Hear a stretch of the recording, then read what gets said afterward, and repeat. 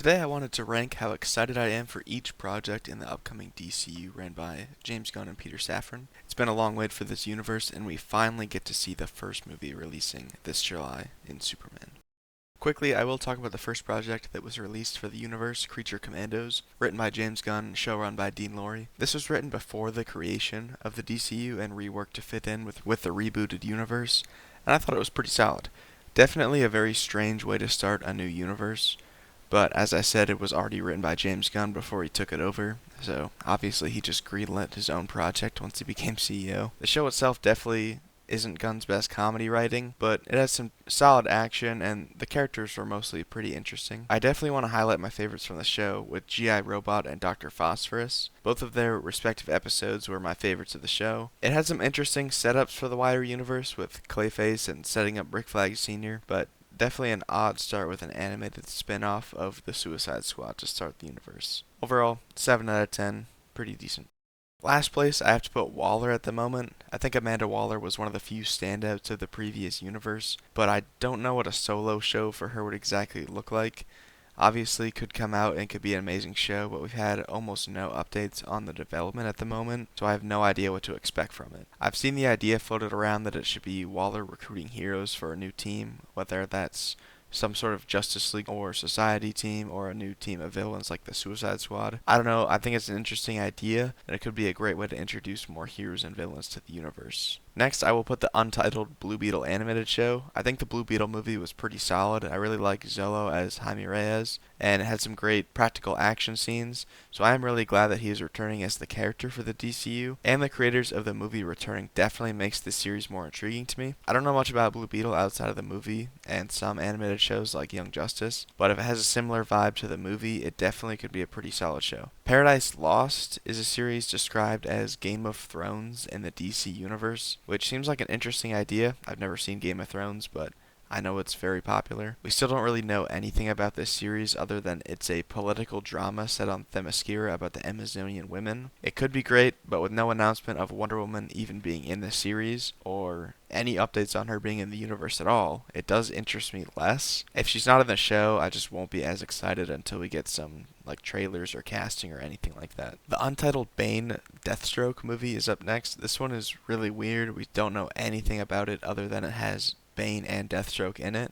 We don't even know if they're the main leads, only that they are both confirmed to be in the movie. It's a really weird team up. I don't know any stories off the top of my head with just them as the main players together. To be fair, I haven't read that many stories with them in it. It's being written by Matthew Ord right now, who seems like an up and coming writer, but he did write episode 5 of Moon Knight, which I think is easily the best episode of the show and the only real memorable one there. I like both the characters, but without knowing what the movie is about or what it's even based on, I can't really fully buy into it yet.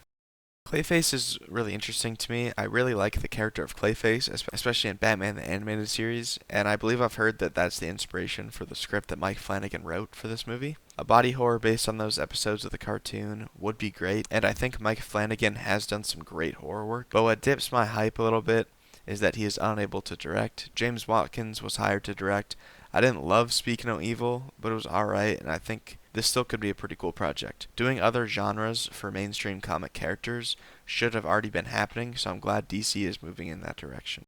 The Authority is a group I don't know much about, but when the movie was announced, I started reading the original run from Warren Ellis, and this definitely could be an awesome action movie. There still isn't anyone attached to this project, which is why I can't put it any higher, but if they can pull this one off, it could be huge. Based on my little knowledge of them, it seems to be like the movie is going to have to be very large in scale, probably really high budget, so it could be a while before we see this one come together. I also saw a rumor that it could be being reworked into an animated movie, which also could be really cool. Any announcement soon would be cool. I know the engineer is in Superman, so we at least have one character from the Authority confirmed to be in the universe, but that's all we really know about it. Sergeant Rock was only months away from filming before it was indefinitely delayed, hopefully to begin shooting in mid-2026. A World War II action movie directed by Luca Guadagnino and looking to star Colin Farrell as Sergeant Rock sounds really cool to me. And with the recent story details saying the movie will follow Sergeant Rock searching for the Spear of Destiny, sounds pretty cool to me, and it got me more excited than I was when it was originally announced. And then it was immediately delayed at least a year, so I don't know if the casting or story will change. But if it stays the same, I do think that is really interesting, and World War II period piece movies are cool to me, especially comic book movies like Captain America: The First Avenger. So Luca's a great director. He's a proven director with Challengers and Queer. Hopefully this one can get back on track and start filming, and I think Colin Farrell is a great casting get, so yeah, hopefully this one can come out maybe 2027.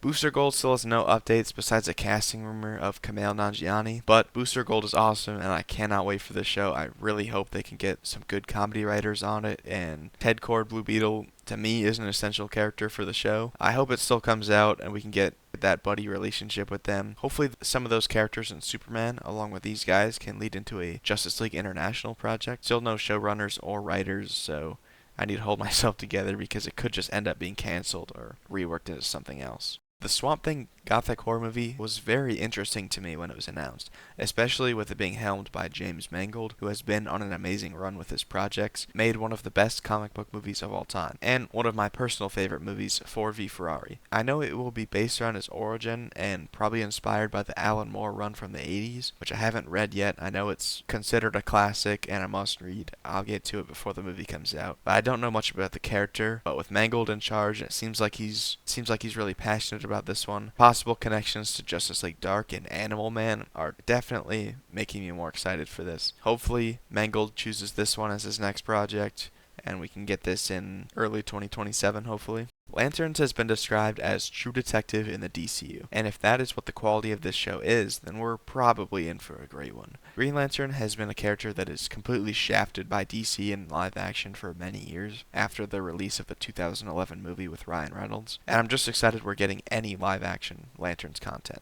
The casting with Kyle Chandler as Hal Jordan and Aaron Pierre as Jon Stewart both look great to me. I watched Rebel Ridge right after Aaron was cast, and he's great. I definitely see him as Jon Stewart. My biggest question with the show is how it seemingly is an Earth-based show. I was hoping for it to be more like True Detective, going from planet to planet to solve this large-scale extraterrestrial murder mystery. But I'm sure, even with it taking place on Earth, it will still have lots of extraterrestrial implications and characters, as we know now that Sinestro will be in the show, probably already as a Yellow Lantern given Hal Jordan's age, and my hope is that we see other Lanterns showing up, hopefully like Atrocitus and other Red Lanterns, or even something like Black Hand, leading to an eventual Blackest Night storyline. We do know that Nathan Fillion will be showing up in the show as Guy Gardner. Probably not a huge role, but that is a positive for this. It has some good creators behind it, so I am pretty excited for this one, early 2026 on HBO. Hopefully it can boost the Lanterns back into popularity so we can finally get a large-scale Lanterns movie.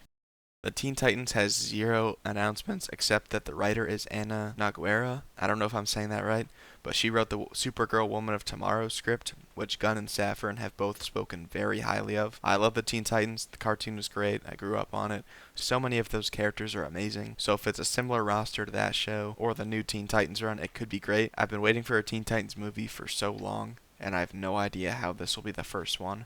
The Titans are arguably more recognizable than any superhero team in DC. So many kids have grown up watching Teen Titans on TV, whether it's the original cartoon or Teen Titans Go. So I think this movie will be a huge hit. If Woman of Tomorrow is good, I'll be even more excited for it. My dream team, quickly, Dick Grayson, either as Robin or Nightwing, either way. But at this point in the universe, he'll probably be Nightwing. Starfire, Raven, Wally West, Beast Boy, Cyborg, and then either Donna Troy or Speedy could be added depending on where their legacy heroes are at in the universe. Supergirl, Woman of Tomorrow, has actually just wrapped filming and is coming out next summer. I have read the comic it's based on after the movie was announced, and just based on that, this movie could be amazing. Woman of Tomorrow by Tom King is one of the best comics I've ever read, telling an intergalactic revenge story with Kara. Also, with the official casting announcement of Jason Momoa as Lobo has me even more excited. That is just spot on. I haven't seen Millie Alcock in anything, but I have heard she's very good in House of the Dragon. This movie definitely could be really cool, and hopefully it is. We actually just got the first trailer for Peacemaker Season 2, and it looks like we're in for another great season. The first season is one of my favorite superhero shows, and John Cena is just so good as his character. The whole supporting cast is amazing. Vigilante is so funny and entertaining. The old Task Force X team all have good moments throughout. The new season will somehow take Peacemaker from the old DCEU and put him into the new DCU, seemingly through some sort of pocket dimension in his dad's lair. The show has already proven itself. James Gunn literally has never missed with a comic book project, so yeah, I'm just happy for more. Batman the Brave and the Bold has me very excited as we're finally getting Robin back in the movies. Robin is too important of a character to Batman to not have him in any live action movie since Batman and Robin in the late 90s. Finally having him back, already having an established Bat family, is such a great choice for the first Batman movie of the DCU. I need the giant penny, and I need the giant dinosaur in the Batcave. I need Nightwing to be established. I need Barbara Gordon as Oracle. I need Jason Todd dead. And please don't forget about Tim Drake. He's the best Robin. And give him the damn blue and gray suit and not like that ugly ass one from The Flash. The movie will be exploring Batman's discovery of his son Talia al Ghul, Damian Wayne. That's been a great foundation for stories, especially the Grant Morrison run, which obviously will be an inspiration for this movie. Batman always has the best movies, so hopefully this continues the trend, but with a more comic booky and fantastical feeling. My only ounce of doubt is with the director, Andy Muschietti. Obviously, The Flash is no good. It's terrible. It's dog shit. But he did make It. The first It is a pretty good movie, but maybe that horror element could be brought in some way with like a scarecrow, or even if they bring over Clayface or something like that. So him as a director still could be good, but yeah, The Flash is really bad. So I don't know. And finally, my most anticipated DCU project, one of my most anticipated movies of all time, Superman. Once the DCU slate was announced, I started reading comics for the first time, starting with lots of Superman and Batman stories. Having read Birthright, For All Seasons, Kryptonite, and most importantly, All-Star Superman, he has quickly became one of my favorite superheroes. He's always been a character that has been described as boring or not interesting to the general public, and I think that a lot of the modern movies have played into that too much, not making him an interesting enough character. The trailers for this movie have made me more excited than any other movie since like No Way Home or Endgame. And everything I see, it just keeps adding more and more hype. David Cornsweet as Clark and Rachel Brosnahan as Lois look amazing. Nicholas Hoult as Lex just looks pissed off and menacing at all times, and the whole supporting cast seems great. Just seeing Superman going out of his way to save civilians in the street makes me so happy. It all just has a great vibe of hope and optimism. Looking at all this behind the scenes footage and featurettes, it seems like they're really playing into the fact that Superman, as Christopher Reeve said, he is a friend and he is someone to look up to. A friend.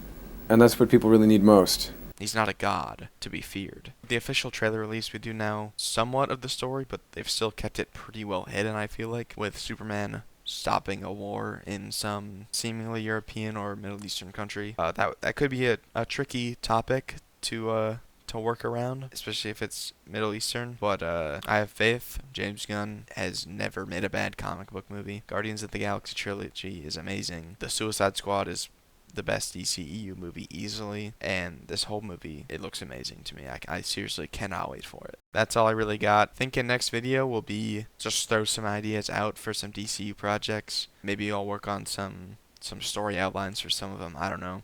Let me know. Thanks for watching if you made it to the end. See ya.